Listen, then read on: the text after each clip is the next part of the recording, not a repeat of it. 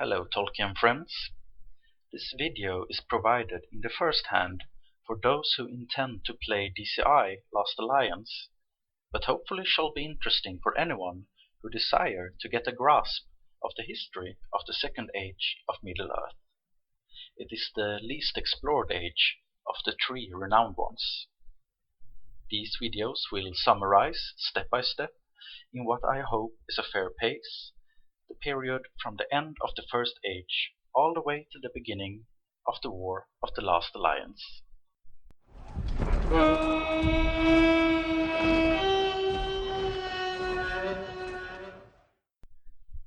Morgoth was the original Dark Lord of the world. At the end of the First Age, he had dominion in Beleriand, that is the westmost part of Middle-earth, west of the map you know from Lord of the Rings. I will soon explain how this came to be, because from Lord of the Rings we know that where Beleriand lies here will later only be the sea. Morgoth was the mortal enemy of the elves. The elves were created by Ilúvatar, that is God's name in the mythology, to live free in the world, and Morgoth hated them.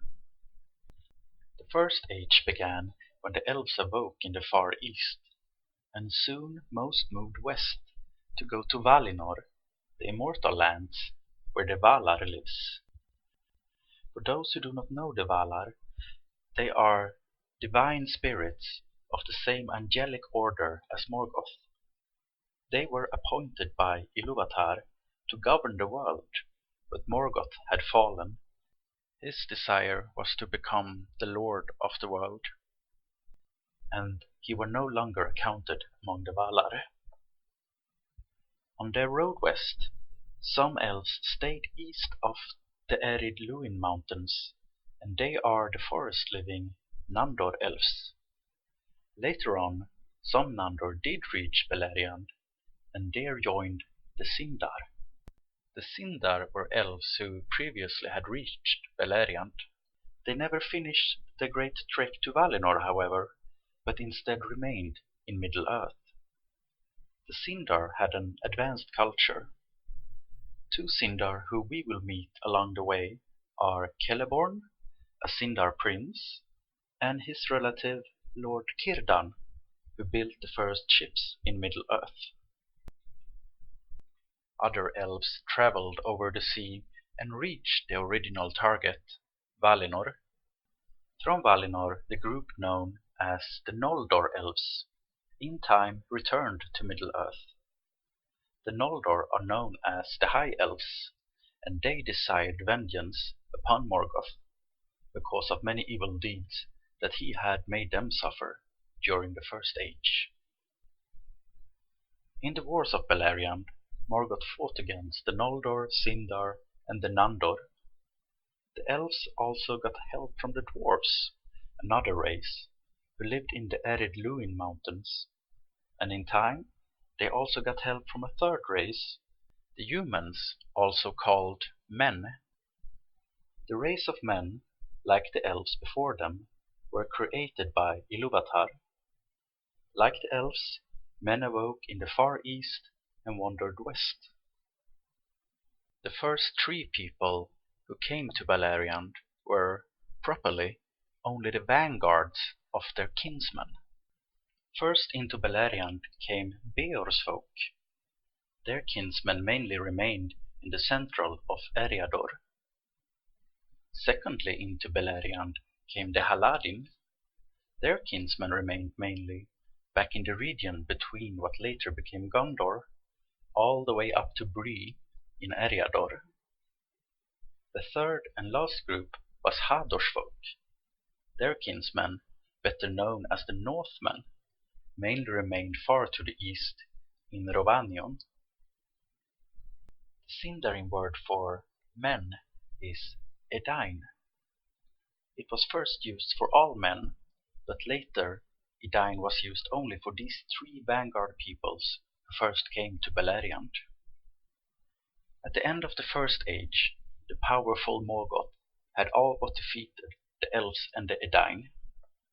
His servants were balrogs, dragons, trolls, and countless orcs, and one evil spirit by the name of Sauron, who was the trusted lieutenant of Morgoth. Representing elves and men, Eärendil the mariner at last travelled across the sea to Valinor. He was a half-elf. I mention that because Eärendil's family will be important later on. Eärendil the mariner asked for mercy and aid against Morgoth, and the Valar listened to him. The Valar sent their hosts against Morgoth, and Morgoth was defeated in the cataclysmic War of Wrath. Some evil survived this defeat, however, such as Sauron. Sauron hid himself, and in that way he avoided to get punished by the Valar. But as a result of the defeat of Morgoth, Beleriand sank under the sea, and the geography of the world was changed. So ended the first age of Middle-earth.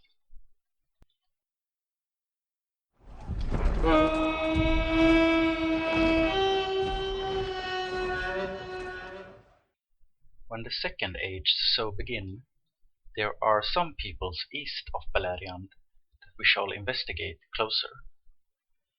Beyond the Misty Mountains, the Nandor elves had mingled with the eastern Abari elves and became the Sylvan elves. The Sylvan elves lives on both sides of the Anduin River. One large group lives in Lorinand, that in the Third Age is known as Lothlorien. The other large group live in Eringalen, that is in the Third Age known as Mirkwood. We will get to know these people better further on. Back in the early First Age, Durin, the first of all the dwarfs, awoke at Mount Gundabad. He walked south and created Khazad-dûm, much later in the Third Age, known as Moria. Durin's people, the Longbeards, claimed the Misty Mountains, the Grey Mountains, Erebor, and the Iron Hills, even if they only lived much in some of those areas. In what remained of Ered Luin, the two dwarven nations who had fought against Morgoth lived, but their realms were ruined. What about men? The kinsmen of Beor's folk remained in central Eriador. The kinsmen of the Haladin remained in the region from Anduin to Bree, and the Northmen peoples remained in Rovanion. Even if this is the case, the surviving Edain from Beleriand do not return to them, but stay with the elves at the coast. In the north of Eriador, including the land the Dunedain later called Angmar, live relatives of the Easterlings. In the First Age, also Easterlings came to Beleriand and fought both for the elves and for Morgoth. Those who lived still in Eriador did not care about the Dark Lord or the Valar, but after Beleriand sank, evil men who fled east came among them and made themselves lords. In the east, known as Rune in Sindarin, lives the Easterlings beyond the Sea of Rune. Morgoth and his agents had devoted energy to make them his servants, and while their influence was sadly great, it was never complete. After the fall of Morgoth, the many peoples of Rune lived on, divided and in strife. In the near south, known as Harad in Sindarin, lived the Haradrim, and beyond them, in far Harad, many peoples about whom the elves and Edain know nothing. They have not been involved in the affairs of Beleriand, but Morgoth's agents have been active also among them. This was the situation east of Beleriand when the Second Age began.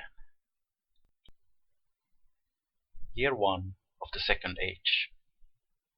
Many Eldar leave Middle-earth to go to Valinor, Westerness, after Morgoth had been defeated. Those Noldor, Sindar and Nandor elves of Beleriand, who, however, wanted to stay in Middle-earth, established now the Grey Havens and Lindon under Gil-galad, the High King of the Noldor. Lindon claimed much of Eriador, from the mountains to the sea. Among those who stay are Galadriel and her husband Celeborn, Círdan, an Elrond half-elven, and Celebrimbor the smith. Galadriel is of the royal Noldor house, and the last leader who still live in Middle-earth from when the High Elves came back from Valinor. Celebrimbor the smith is the third and last royal member who is left. Year 32 of the Second Age.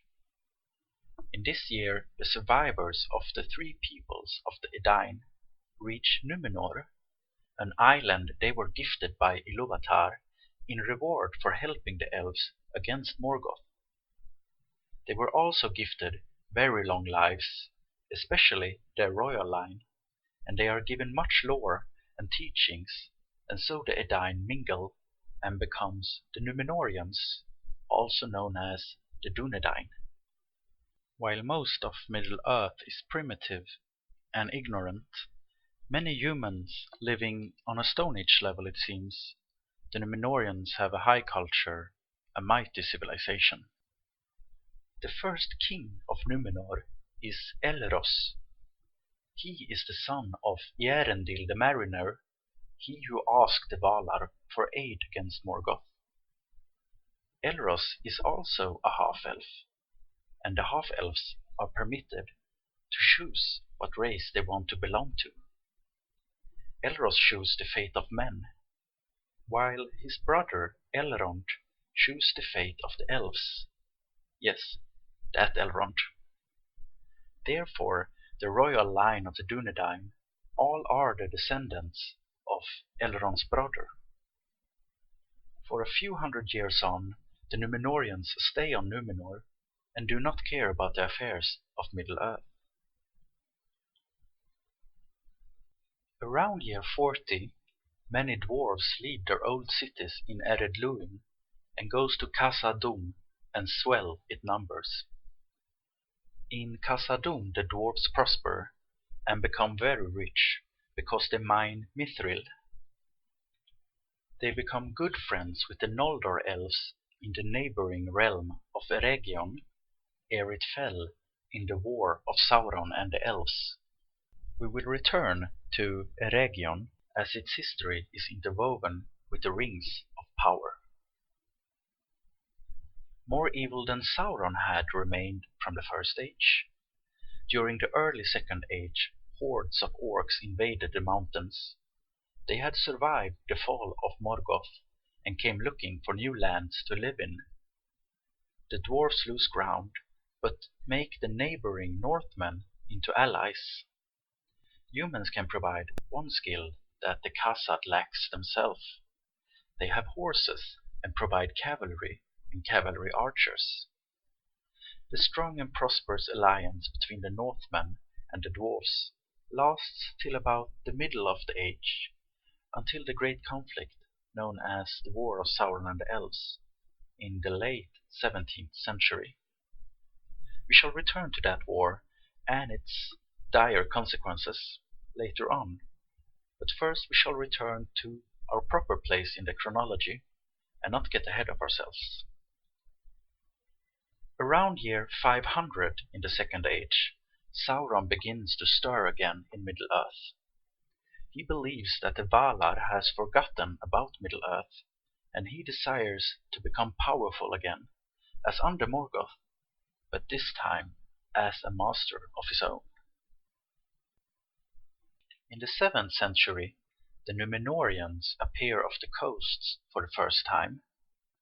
The native men of Middle-earth welcome them as kind teachers in lore and skills, as how to use iron, thus liberating them from ignorance and from fear of the new shadow of Sauron. The Numenorians label the humans who they establish contact with as middlemen. The relatives of Beor and Hador they recognize as distant kin, but not so the Haladin, because their language is very different, even if they too are kin of the Dunedain naturally. In the 8th century, Galadriel reacts to the new evil shadow in the world. She do not yet know it is Sauron, the evil spirit that had her brother Finrod Felagund killed in the first age. But she and Celeborn start to move around in Middle-earth to oppose this new threat in any way they can. In year 750, Eregion is founded by Noldor elves from Lindon. Its capital is Ostin-Edil.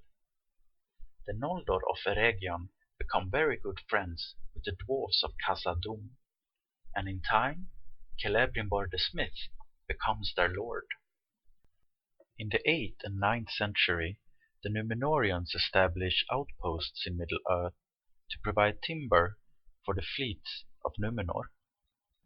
That results in that they cut down much of the forests in Enedvaith and other parts of Eriador, something that greatly upsets the native populations. These forest folks starts to fight against the Numenorians in desperation to protect their homelands, and a great hate is born on both sides. The Numenorians now regret that they had spread the knowledge of Iron to those whom they now call wild men. Around year 1000, Second Age, Sauron, alarmed by the growing power of the Numenorians, chooses Mordor as a land to make into a stronghold. He begins the building of his fortress of Barad-dûr. Galadriel and Celeborn visits the Sylvan elves in Lorinand to counsel them and strengthen them against the threat of the unknown enemy.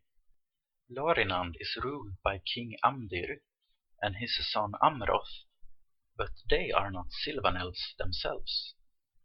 The Sylvans have taken Sindar princes as their lords in the Second Age. Those Sindar had moved east away from Eriador to live close to nature and get away from both the Noldor and the dwarves. Despite this background, Amdir and Amroth welcome Galadriel, who, as you know, is a Noldo, and do not reject to collaborate even with the dwarves of Khazad-dûm if the need proves great. During the Second Age, the Sylvan elves of Erin-Galen across the river move northwards, away from Amon Lanc. Amon Lanc is the hill many know better from when it, in the Third Age, became Dol Guldur, but that is many thousands of years into the future and of no concern for us. The king of the eastern Sylvans is Orofer, father of Thranduil, and he moved them north because he dislikes the Noldor influence in Lorinand, and he wants to create distance to the strength of Khazad-dûm. However, Orofer is a wise lord, and he will come to realize before the age is at an end that in order to prevent the dominion of Sauron, all must join forces.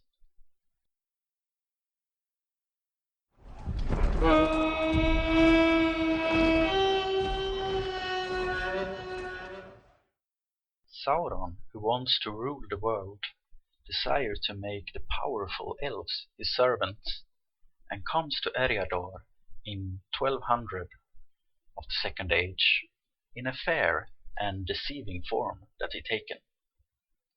Gil-galad in Lindon do not let him in, but the smiths of Eregion are won over by his sweet words and tempting knowledge.